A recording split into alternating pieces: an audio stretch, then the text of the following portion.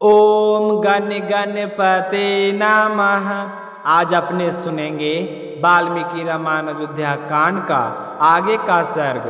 भगवान श्री राम का आशीर्वाद पाने के लिए इस सर्ग को पूरे प्रेम भाव से एकत्रित होकर पूरा सुने। बोलिए गणेश भगवान की जय हो, बोलिए सियावर रामचंद्र भगवान की जय हो, हनुमान जी बाबा की जय हो, श्री राम दरबार की जय हो। श्री राम माता कैकेयी से पूछते हैं कि हे माँ, मुझसे क्या गलती हो गई जो आज पिताजी मुझसे इतने दुखी हैं। आज से पहले ऐसा कभी नहीं हुआ। इन्हें कौन सा दुख या चिंता सता रही है, आप ही मुझे बताइए, क्योंकि मनुष्य को हमेशा सुख ही सुख मिले ऐसा संजोग दुर्लभ होता है। मेरे भाई भरत, महाबली शत्रुघ्न अथवा मेरी माताओं का कोई अमंगल नहीं हुआ है। महाराज को असंतुष्ट करके या इनकी आज्ञा न मानकर इन्हें कुपित कर देने पर मैं 2 घड़ी भी जीवित नहीं रहना चाहता हूँ। मनुष्य जिसके कारण इस जगत में अपना प्रादुर्भाव देखता है, उस पिता को मैं दुखी कैसे कर सकता हूँ। मैं तो जैसा यह चाहते हैं वैसा ही बर्ताव करना चाहता हूँ। अगर जाने अनजाने मुझसे कोई गलती हो गई है तो हे माँ, आप मुझे बताने की कोशिश करें। कहीं तुमने तो अभिमान या रोष के कारण मेरे पिताजी से कोई कठोर बात का जिक्र तो नहीं कर दिया, जिससे इनका मन इतना दुखी हो गया है। आज मुझसे मेरे पिता की यह हालत देखी नहीं जा रही है। हे माँ, आप मुझे बताइए कि क्या बात है। तो श्री राम के बार बार पूछने पर नीलज कैकेयी बड़ी ही दुष्टता से साथ अपने मतलब की बात कह देती है। वह कहती है कि हे राम, महाराज कुपित नहीं है और ना ही इन्हें कोई कष्ट हुआ है। इनके मन में कोई बात है जो तुमसे कहनी चाहते हैं, पर तुम्हारे डर से यह तुम्हारे सामने बोल नहीं पा रहे हैं। तुम तो इनके सबसे प्रिय पुत्र हो। तुमसे कोई अप्रिय बात करने के लिए इनकी जुबान नहीं खुल रही है, किंतु इन्होंने जिस कार्य के लिए मेरे सामने प्रतिज्ञा की है उसका तुम्हें अवश्य पालन करना चाहिए। संग्राम के दौरान मैंने तुम्हारे पिताजी की जान बचाई थी, तो उस समय इनके लिए मुझसे अच्छा कोई नहीं था। तो उन्होंने मेरा सत्कार करते हुए मुझे मुँह मांगे वरदान दिए थे, और अब जब वह समय आ गया कि मैं उन वरदान में कुछ मांगूं, तो यह गंवार मनुष्यों की भांति उस समय के लिए पछताव कर रहे हैं जिस समय मुझे वरदान दिए थे।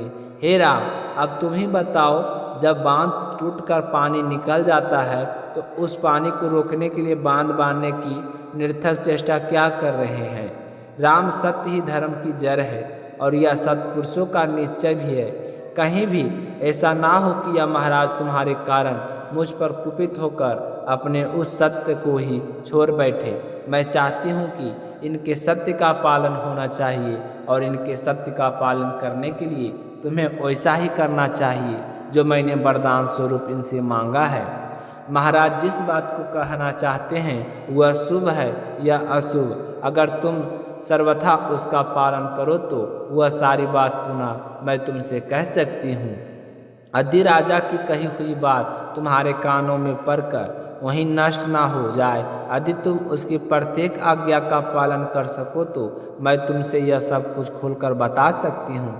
तो अपने पिताजी से उम्मीद मत करो, क्योंकि यह तुमसे कुछ नहीं कह सकेंगे। तो कैकेयी के मुख से इस तरह के वचन सुनकर श्री राम के मन में बड़ी ही व्यथा हुई। उन्होंने राजा के समीप ही देवी कैकेयी से कहा कि देवी, धिक्कार है, तुम्हारे मुख से इस तरह की बातें कहीं नहीं निकलनी चाहिए। तुमने कैसे सोच लिया कि महाराज मेरे डर से मेरे सामने बोल नहीं पा रहे हैं। मैं मेरे पिता का भक्त हूँ। इनके कहने पर कोई सवाल नहीं किए बिना आग में कूद सकता हूँ, और जहर का भक्षण भी कर सकता हूँ, समुद्र में कूद सकता हूँ। महाराज मेरे गुरु हैं, पिता हैं और मेरे हितैषी हैं। उन्होंने मेरे लिए क्या नहीं किया, मैं उनकी आज्ञा पाकर क्या नहीं कर सकता, ऐसा कुछ भी नहीं है। इसलिए देवी, राजा को जो अभीष्ट है वह बात मुझे बताओ। मैं प्रतिज्ञा करता हूँ कि मैं उसे पूर्ण करूँगा। मैं कभी भी दो तरह की बातें नहीं करता हूँ। श्री राम तो स्वभाव से सर्व और सत्यवादी थे, तो उसकी बात सुनकर दुष्ट ककई ने दारुण वचन कहने शुरू कर दिए कि राम, बहुत पहले की बात है, देवासुर संग्राम में तुम्हारे पिता दुश्मनों के बाणों से बींध गए थे, तो उस समय मैंने इनकी रक्षा की थी। तब उन्होंने प्रसन्न होकर मुझे 2 वरदान दिए थे। हे राम, आज मैं उन्हीं वीरों के बदले कुछ पाना चाहती हूँ। एक वरदान के बदले मैंने महाराज से याचना की है कि तुम्हारी जगह भरत का राज अभिषेक हो, और दूसरा वरदान यह है कि तुम्हें आज ही दंड कारण्य में भेज दिया जाए। अब जो बात थी वह मैंने तुम्हें बता दी। अतः हे राम, तुम अपने पिता को सत्य प्रतिज्ञा बनाना चाहते हो और अपने को सत्यवादी सिद्ध करने के लिए इच्छा रखते हो, तो यह मेरी बात ध्यान से सुनो। तुम पिता की आज्ञा के अधीन रहो। जैसे उन्होंने प्रतिज्ञा की है उसके अनुसार तुम्हें 14 वर्षों के लिए वन में जाना होगा। राजा ने तुम्हारे के लिए यह अभिषेक का सामान जुटाया है। उन सब सामग्रियों के द्वारा भरत का अभिषेक होगा, और तुम आज ही इस अभिषेक को त्याग कर 14 वर्षों के लिए वनवास में रहते हुए जटा और चीर धारण करो, और इस धन धान से भरी हुई नगरी में मेरा भरत शासन करे। हे राम, बस इतनी सी बात है, और देखो तुम्हारे पिताजी कितनी दुखी हो गए हैं। यह तो बस यही सोच रहे हैं कि तुम्हें वनवास देने से तुम्हें वियोग का सहन नहीं कर पाएंगे। बस इसी बात को बार बार सोचकर करुणा के सागर में डूब रहे हैं, और इसी दुख के कारण इनका मुख सूख गया है और तुम्हारी ओर देखने का साहस नहीं कर रहे हैं। अतः हे राम, तुम राजा की इस आज्ञा का पालन करो और इनके महान सत्य की रक्षा करके अपने पिता महाराज दशरथ को इस संकट से उभार लो। दुष्ट ककई इस प्रकार कठोर वचन कहने पर श्री राम के हृदय में तनिक भी दुख नहीं हुआ, परंतु महानुभाव राजा दशरथ पुत्र के भावी वियोग जनित दुख से संतप्त और व्यथित हो उठे। इतनी अप्रिय तथा मृत्यु के समान कष्टदायक बात सुनकर भी श्री राम बिल्कुल भी दुखी नहीं हुए, और कैकेयी से कहने लगे कि हे माँ, आपने सोचा है तो कुछ अच्छा ही सोचा होगा।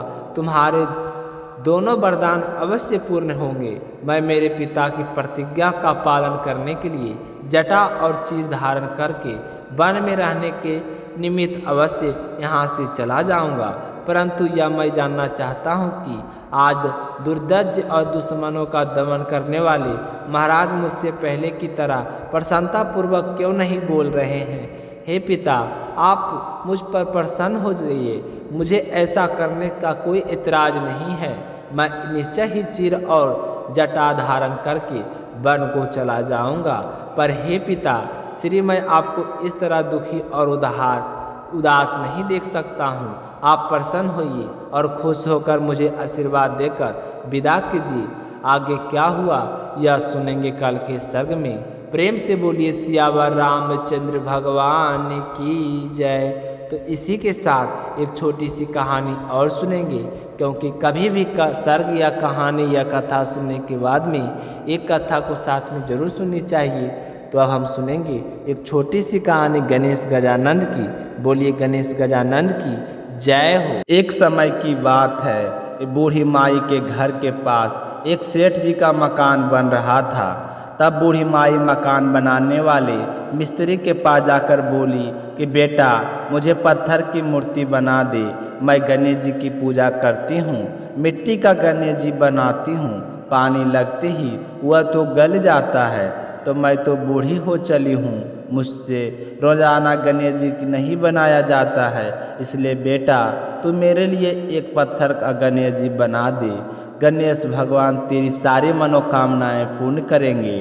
तो बूढ़ी माई की बात सुनकर मिस्त्री बोला कि हम तुम्हारे लिए मूर्ति गढ़ेंगे, उतनी देर में तो हम अपनी दीवार बना लेंगे। हमारे पास इतना समय नहीं है कि सेठ जी का काम बीच में छोड़कर हम तुम्हारे लिए मूर्ति बनाएं। तो यह सुनते ही बूढ़ी माई को बड़ा ही दुख हुआ, और वह मन ही मन कहने लगी कि भगवान करे तुम्हारी यह दीवार कभी ना बने। यह कहकर बूढ़ी अम्मा अपने घर चली गई और मिस्त्री और मजदूर दीवार बनाने में लग गई। अब दीवार जैसे ही बनाई तो वह टेढ़ी हो जाए, तो दीवार को तोड़े, फिर से बनाए, फिर सीधी दीवार ना बने। इस तरह पूरा दिन एक ही दीवार को तोड़ते बनाते हुए शाम बीत गया। शाम को सेठ जी आए और कहने लगे कि आपने अभी तक कुछ नहीं किया। तो मिस्त्री ने बूढ़ी माई के आने की सारी बात बताई। तो सेठ जी ने सुनकर बूढ़ी माई के पास गए और प्रणाम करके कहने लगे कि माँ जी, आप आशीर्वाद दो कि मेरा मकान जल्दी से बन जाए। मैं तुम्हारे लिए पत्थर का क्यों, सोने का गणेश जी बनवा दूंगा। तो यह सुनकर बूढ़ी माई बहुत ही प्रसन्न हुई और उसने सेठ जी को आशीर्वाद दिया कि बेटा, बिना कोई विघ्न के तेरा मकान जल्दी से पूरा हो जाएगा। तो सेठ जी ने आकर देखा कि टेढ़ी दीवार थी वह बिल्कुल सीधी हो गई थी। तो वह यह गणेश जी का चमत्कार देखकर मिस्त्री और मजदूर सेठ जी सारे गणेश जी का जय जयकार करने लगे और सेठ जी ने जैसा कहा था वैसा ही किया। सोने का गणेश जी बनवाकर बूढ़ी माई को लाकर दे दिया। तो यह देखकर बूढ़ी अम्मा बहुत ही प्रसन्न हुई और सेठ जी के ढेरों दुआएं देने लगी। उसी दिन से सेठ जी भी गणेश जी की का पक्का भक्त बन गया और रोजाना सबसे पहले उठकर स्नान करता, फिर गणेश जी की पूजा करके अन्य कोई काम किया करता था। तो गणेश जी की आशीर्वाद से सेठ जी दिन चुगनी रात चौगुनी तरक्की करने लगे। बोलिए गणेश जी भगवान की जय हो।